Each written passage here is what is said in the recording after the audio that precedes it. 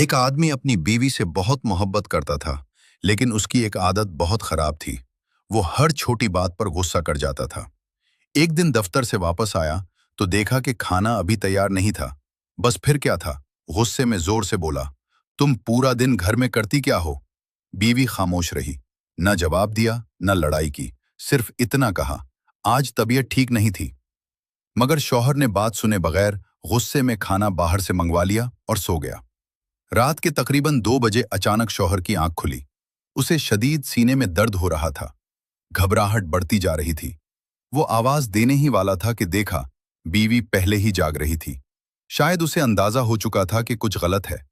वो फौरन पानी लाई, कपड़े बदले और शौहर को अस्पताल ले गई।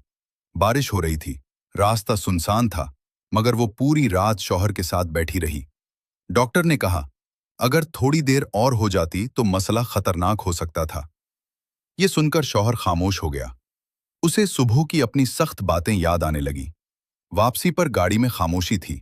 फिर शौहर ने धीरे से कहा, मैं तुम्हें कभी समझ ही नहीं सका।